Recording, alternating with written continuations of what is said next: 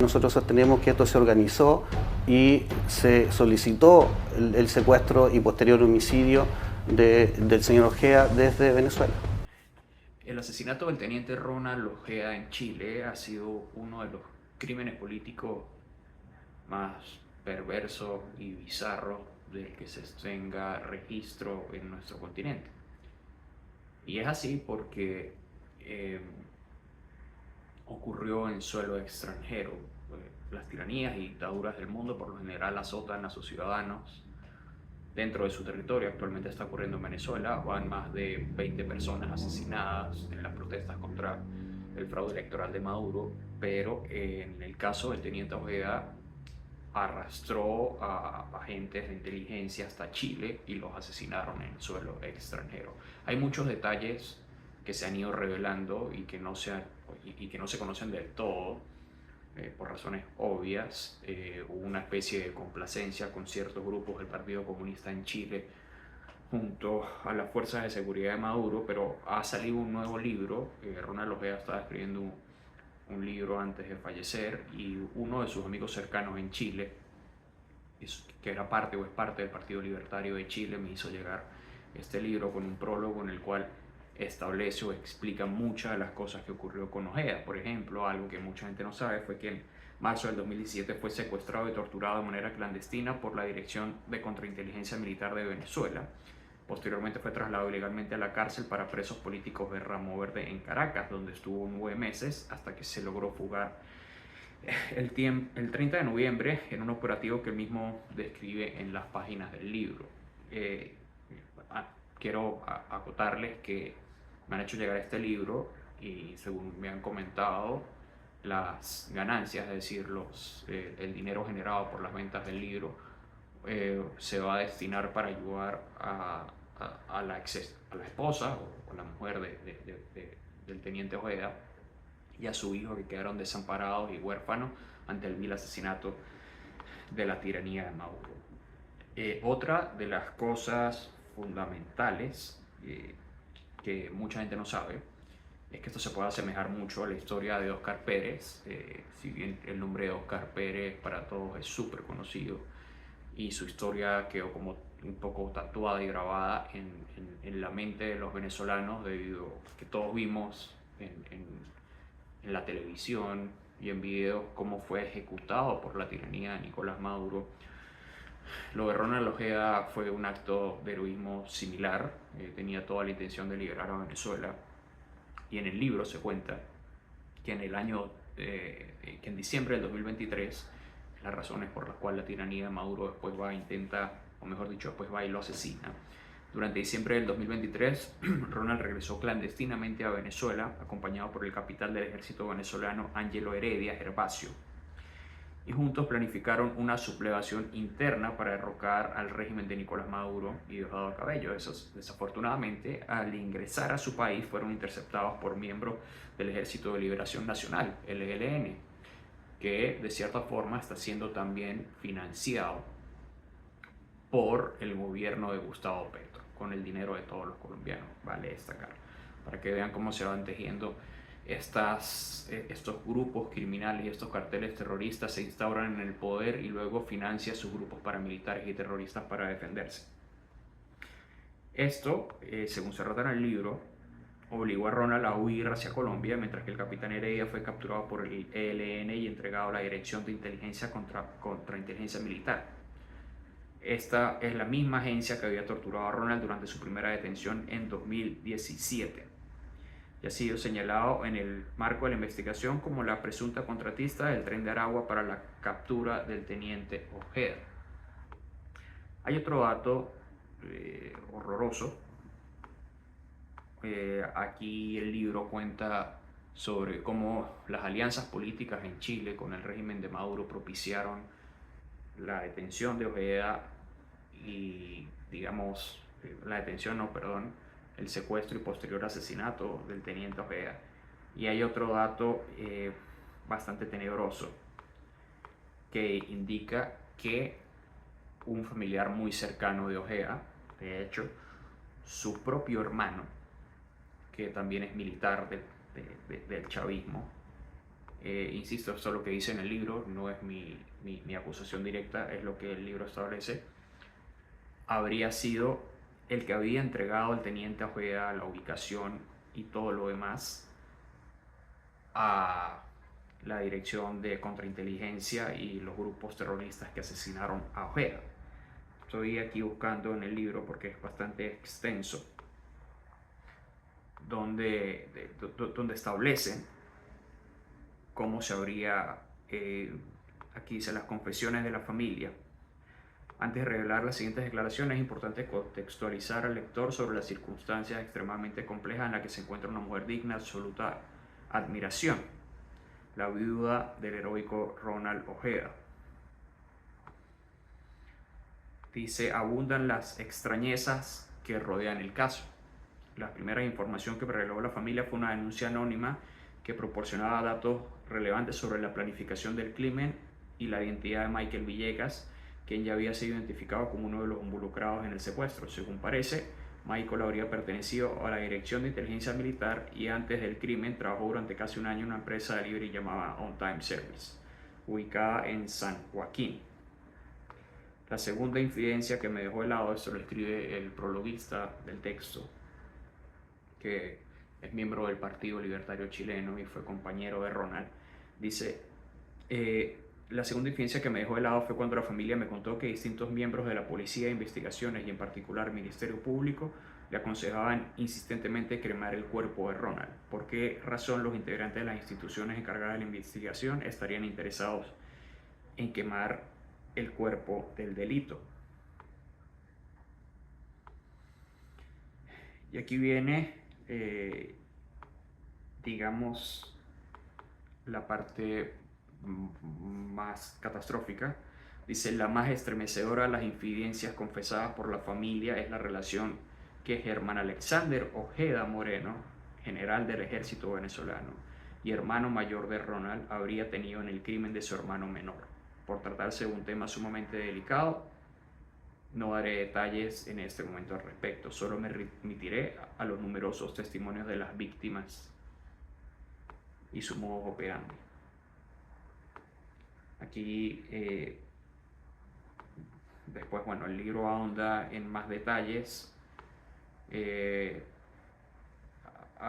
genera todos estos vínculos o combinaciones, y también se habla del perfil de los sospechosos y otros antecedentes, como por ejemplo que Rodríguez Pérez, uno de los acusados, es miembro del Tren de Aragua y trabajó durante 7 semanas en el 2015 en el despacho del entonces gobernador del estado de Aragua, Tarek El Aissami, hoy preso por el mismo régimen de Maduro, y que este cargo se había dado en designación por Hugo Chávez. Es decir, aquí hay agentes de inteligencia, miembros del Tren de Aragua, y han trabajado en conjunto estas organizaciones criminales con las fuerzas del Estado. El libro es bien extenso, tiene 172 páginas. Hay una parte en la que habla sobre la ideologización en las Fuerzas Armadas, es decir, de cómo te meten toda esta patraña comunista y socialista en las Fuerzas Armadas y básicamente persiguen a quienes no se metan en esta dinámica. Y realmente tiene denuncias sumamente importantes sobre el secuestro del teniente Ojeda, su asesinato y la forma en que el chavismo ha logrado cohesionar a las Fuerzas Armadas en su favor. Creo que es un testimonio bastante importante de cara a entender lo que pasa en las profundidades de las Fuerzas Armadas. Para profundizar un poco más sobre esto, les voy a dejar para que analicemos y veamos en conjunto algunos de los reportajes que se han hecho con respecto al asesinato del teniente Ojeda. No sé si ustedes supieron, pero ayer encontraron el cadáver de un opositor venezolano en Chile. Lo asesinó la dictadura Maduro dentro de Chile, luego de una reunión que tuvieron los aparatos de inteligencia del gobierno de Boric y de Nicolás Maduro. Meses del secuestro y homicidio del ex militar y opositor venezolano Ronald Ojeda, accedimos a antecedentes inéditos con los que el Ministerio Público apunta a que la muerte del exteniente sería por razones políticas. En exclusiva, el fiscal a cargo del caso habló con Chilevisión Noticias y descartó que este crimen tenga que ver con vínculos de Ojeda con el crimen organizado o que se haya tratado de un secuestro extorsivo. Los antecedentes en el reportaje de la periodista Josefina Eckholt. A quien vemos en estas imágenes es AC, menor de edad y único detenido hasta ahora por el secuestro y ejecución del exteniente venezolano Ronald Ojeda. Acto seguido, A entra al ascensor, se toma selfies con su celular. Según la cámara de seguridad, son pasadas las 9 de la noche del 20 de febrero del 2024, es decir, 6 horas antes del secuestro. Minutos más tarde pasa el torniquete, sale del edificio y cruza la calle. Tal parece que espera que lo recojan. Este registro es parte del material exclusivo al que Chilevisión Noticias tuvo acceso y que hoy exhibimos. Esta escena es el comienzo de una trama internacional que cada día se decanta más por el móvil político. Usted tiene hoy día la convicción de que el móvil de este secuestro es político. Hasta el momento no tengo otro antecedente que nos demuestre o que nos indique hacia otro lado. En este caso nosotros hemos descartado todas las tesis que tengan que ver con la participación de él en la comisión de algún ilícito, por lo tanto la única tesis que queda vigente es la que usted indica. Hasta ahora los objetivos de esa persecución han sido 3 hombres que son señalados por el régimen Maduro de ser conspiradores. El primero de ellos, Ángelo Heredia, quien fue secuestrado cerca a Cúcuta por el ELN y entregado a la inteligencia militar venezolana. Con las personas que yo iba a ingresar era el primer teniente Ojeda, el sargento Pérez, el sargento Angulo. Es una de las razones que perfila este caso como un secuestro político. Ojeda no es el único de su grupo disidente y abiertamente opositor al régimen de Nicolás Maduro que habría sido víctima de una acción como esta. La segunda es su autopsia, a la que Chilevisión Noticias tuvo acceso. Según el informe, el ex militar habría sido ejecutado casi de inmediato, lo que descarta un secuestro extorsivo. La tercera es que el análisis de sus movimientos financieros descartarían posibles vínculos con el crimen organizado internacional, como para que su muerte sea alguna especie de vendetta mafiosa. La tesis, que a mí me parece que con estos antecedentes toma más fuerza, por supuesto, es la tesis del crimen político. Con estos antecedentes sobre la mesa, ¿usted tomaría esa línea investigativa, la línea investigativa del crimen político? Yo creo que es la tesis que comienza a tomar mayor fuerza en la medida en que uno empieza a descartar que hubiera habido un intento de secuestro para pedir un rescate y en la medida en que uno empieza a descartar que aquí se trate de un crimen en venganza por una infracción con una banda rival, por un problema que hayas tenido en una organización criminal, etcétera, pareciere, y como fiscal, por supuesto que esa habría sido la tesis que tomaría fuerza. Fui un preso político. Fui torturado y amenazado.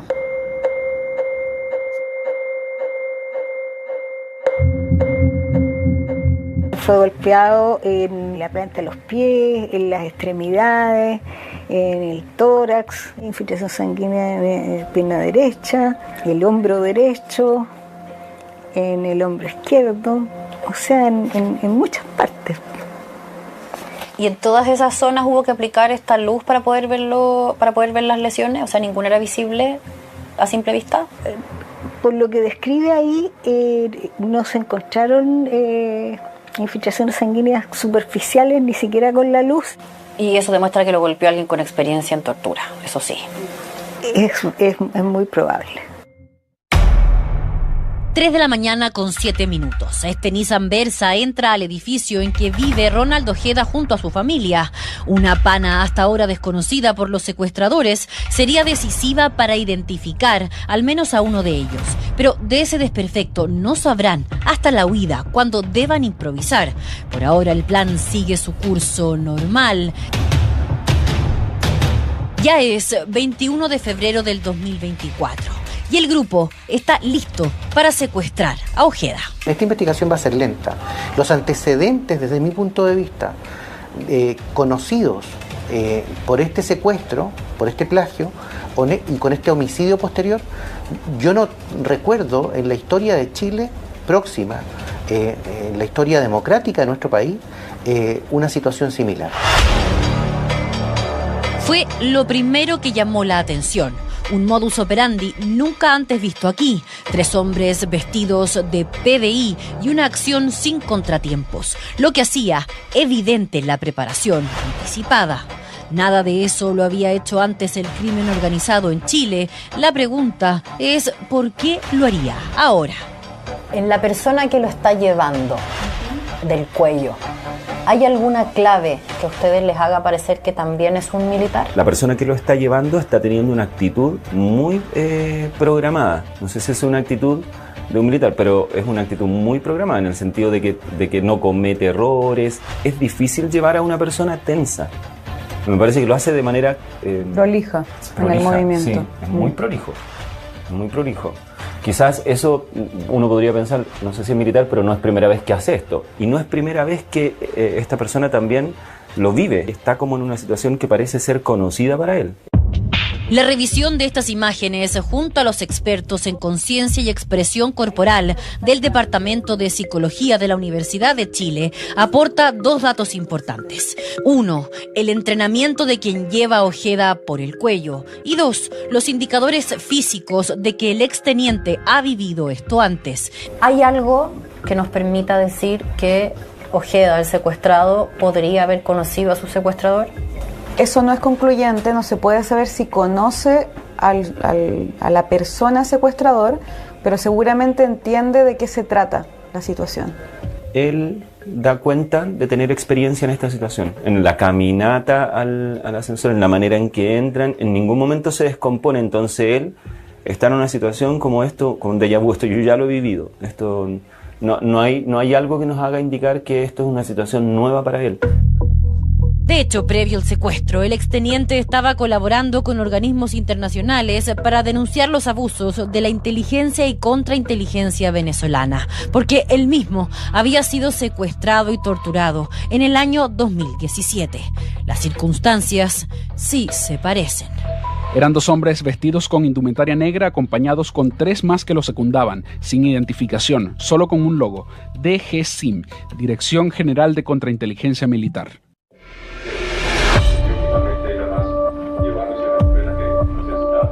Nosotros venimos siguiendo desde hace varios años casos relacionados y es la DGCIM haciendo operaciones en territorio colombiano, además apoyada por el ELN para la cacería, como lo hemos denominado acá en nuestra investigación, de desertores y opositores políticos del régimen. En 2021 denuncian que el teniente Franklin Caldera habría sido secuestrado en Cúcuta y entregado a la contrainteligencia venezolana, más conocida como DGCIM, y desde entonces investigan estos casos dentro y fuera de Colombia. Han sido intervenidos en primera instancia 9 ciudadanos, se ha establecido que son ciudadanos de origen venezolano. En 2018, Bolivia detiene a 9 personas que identifica como miembros de la policía bolivariana de Nicolás Maduro, quienes también habrían usado ropa de la policía y el ejército local para llevar a cabo acciones clandestinas en ese país. En 2023, otra vez en Colombia, el Ejército de Liberación Nacional, miembro histórico de la guerrilla, habría secuestrado al capitán Ángelo Heredia en Cúcuta para entregarlo a la contrainteligencia venezolana. El ex militar y abierto opositor al régimen habría estado junto a Ojeda y otros disidentes planificando cómo derrocar a Maduro. Ustedes entonces logran acreditar que efectivamente Ronald Ojeda estuvo en Colombia el 13 de diciembre, junto a Ángelo Heredia. Y sí, es la versión que ellos nos han entregado. Ojeda de este asalto sale herido y lo que ellos relatan es que él cruza prácticamente media Colombia y sale por la otra frontera, por la frontera de Ecuador, hacia Chile. Ojeda habría logrado escapar y volver a Chile por pasos no habilitados, pero según ellos, con el antecedente de Heredia, es posible que se convirtiera en un blanco para los servicios de inteligencia del régimen. Y dicen que una coordinación entre el crimen organizado y la inteligencia venezolana en nuestro país sí sería posible. Pero es posible, según su investigación, que el mismo DGCIM irrumpa en la frontera colombiana para hacer acciones, es decir, que ellos entren de manera clandestina y operen en Chile, en Colombia o en algún otro país latinoamericano? Sí, eso está probado en varios documentos internos a los que tuvimos acceso del propio ELN y también en documentos de inteligencia, algunos de ellos del Comando Sur. En esos documentos queda probado con fotos e identificación plena de integrantes del DGCIM actuando y operando en territorio colombiano. Y en algunos de estos informes también hablan de la expansión y operación de militares venezolanos en otros países. ¿Usted cree que puede haber sido organizado desde Venezuela por organismos de contrainteligencia, concretamente por la DGCIM? No lo sé. Nosotros, el trabajo que hacemos es un trabajo investigativo acorde a los antecedentes que vamos reuniendo en la carpeta investigativa. Ahora, hay un grado de organización, hay un grado de ejecución de este delito que nosotros no lo hemos visto. O sea, el Tren de Aragua jamás actuó haciendo una mise en escène como la que hicieron en este caso, disfrazados de policía, y tomarse el trabajo además de enterrarlo a 1,40 m de profundidad y poner sobre él un cementar el lugar donde estaba sepultado. Eso el Tren de Aragua no lo ha hecho jamás.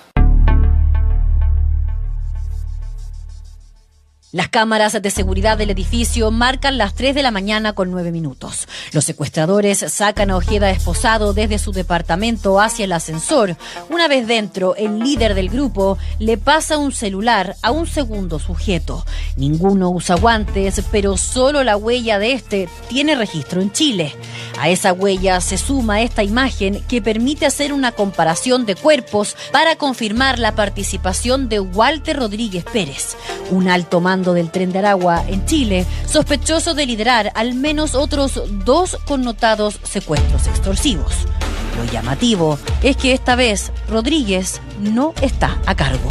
Dado que esos videos han salido públicamente, solo puedo decir que yo he llegado al menos a la conclusión de que la persona que traslada a la víctima efectivamente es una persona que tiene preparación y que tiene una condición distinta a los demás partícipes e incluso por sobre Walter. ¿Podría ser una persona miembro de la inteligencia o de la contrainteligencia venezolana, un militar? Eso no lo sé. Yo lo único que le puedo asegurar es que es una persona extranjera.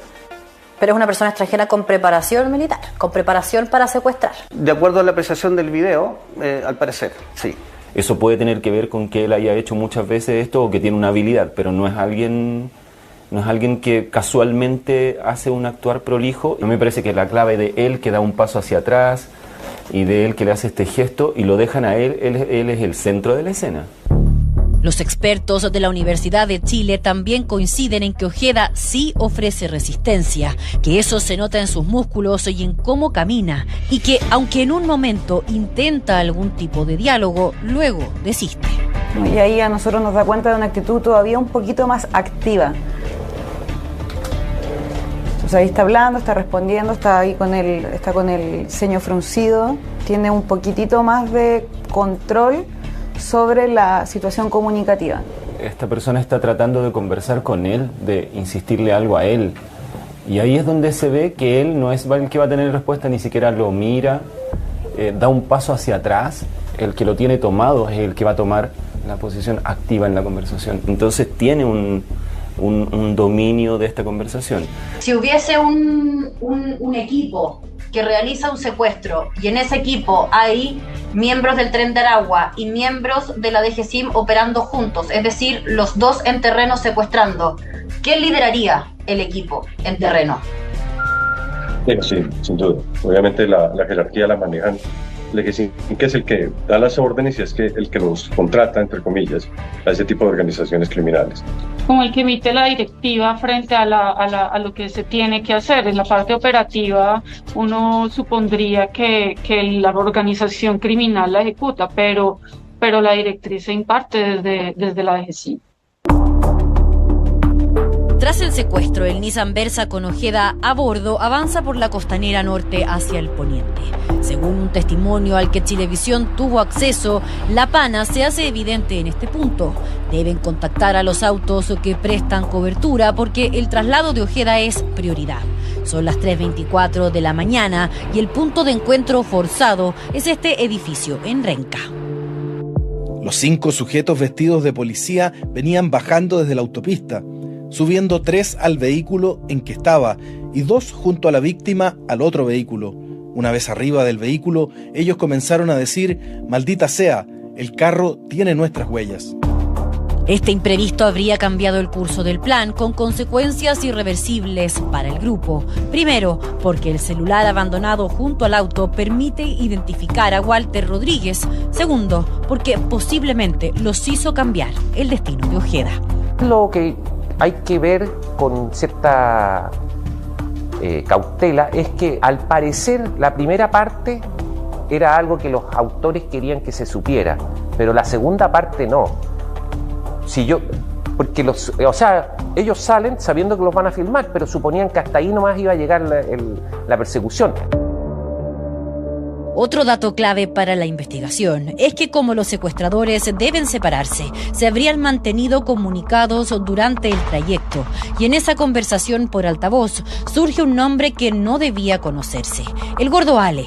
Él lidera la operación. Durante el viaje realizaron varias llamadas. En una de ellas piden hablar con el Gordo Ale, el cual corresponde al sujeto que mantenía un chaleco antibalas verde, quien daba las instrucciones al resto. Los informes, incluso de la propia inteligencia venezolana, a los que tuvimos acceso en su momento, es que sí hay una colaboración muy estrecha y operaciones conjuntas entre DGCIM y también la DICIP, que es el Servicio de Inteligencia Bolivariano. También hace ese tipo de operaciones por fuera del territorio venezolano, con diferentes bandas. Obviamente el Tren de Aragua es la más extendida en todo Sudamérica. Sin duda hay un juego de los servicios de inteligencia militares, pero siempre se ha manejado con márgenes de prudencia entre los actores. En este caso, esta acción es completamente fuera de contexto de lo que ha sido la normalidad de las relaciones, incluso entre países latinoamericanos. Spartans, what is your profession? Que son de Venezuela, nace aquí en el Esequibo. Leales siempre. Alexander Granco, el hombre de las 1000 caras, es el jefe operativo de la DGCIM. Su equipo ha sido varias veces denunciado por acciones clandestinas fuera de Venezuela, colaborando con la guerrilla y el narcotráfico. También por torturas y violaciones a los derechos humanos, lo que consta en un informe firmado por la expresidenta Michelle Bachelet cuando era alta comisionada de la ONU. Alexander Granco y su equipo emplearían mecanismos de tortura muy parecidos a los que Ojeda denuncia en su libro, como son la asfixia mecánica y los golpes con objetos contundentes forrados, métodos que también estarían acreditados en su autopsia. Pudo ser torturado de la misma forma en 2017 por la DGCIM y en Chile tras su secuestro. ¿Cómo logro yo golpear a una persona sin que queden moretones, pero sí que queden signos en la parte interna del cuerpo? Hay algunos artefactos de goma o que son como acolchados por fuera pero rígidos por dentro, o sacos con arena que no producen una lesión en la piel o no característica. Entonces yo juro que ahí no hay nada, pero si diseco los planos profundos, ahí me voy a encontrar con las infiltraciones sanguíneas y con las lesiones en definitiva. O sea, él pudo haber sido golpeado de esta manera. Claro. A las 3:26 de la mañana, los autos que prestaban cobertura, el Chevrolet y el Hyundai, vuelven a la autopista. Ahora el Hyundai lleva a bordo a Ojeda. Ambos son detectados por este pórtico. Son las 4:12 de la mañana. Tras dejar a 3 falsos PDI en la casa de seguridad en San Bernardo, el Chevrolet entra en la comuna de La Granja por esta ruta. Michael David Villegas Rodríguez pudo ser identificado porque carga benzina usando su tarjeta de crédito y decide acumular puntos. Igual que Walter Rodríguez, Villegas es miembro del Tren de Aragua y ambos estarían ocultos en Venezuela. Primera vez que escuchamos de secuestradores o miembros del Tren de Aragua que estaban instalados en Chile, que tienen nacionalidad chilena, que se van a Venezuela después de un secuestro y que se quedan allá. Bueno, eso tiene que ver con lo que acabo de decir hace un rato atrás, y es básicamente que nosotros sostenemos que esto se organizó y se solicitó el secuestro y posterior homicidio del señor Ojeda desde Venezuela. 3:33 de la mañana, el Hyundai con Ronald Ojeda a bordo toma la salida Ruta 78 departamental. Va hacia la toma de Maipú. Primero fue retenido por un máximo de 48 horas antes de ser asesinado en una casa a este lado de la toma. 10 días después será encontrado bajo un radier de cemento y al interior de una maleta, pero en otra casa. Hoy la trama comienza a decantar por el secuestro político.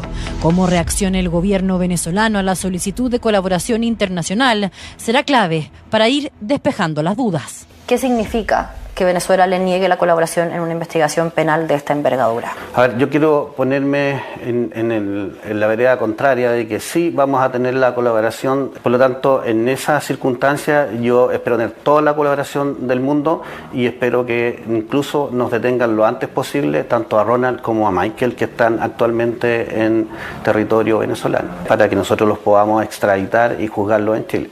Yo no hablaría de la participación de un régimen en torno a esto, hablaría de personas que pueden ser identificadas dentro de un gobierno cualquiera, que han sido autoras directas o intelectuales respecto a un homicidio.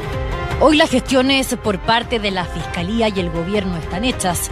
Ahora depende de las autoridades en Venezuela poder aclarar por qué mataron a Ojeda.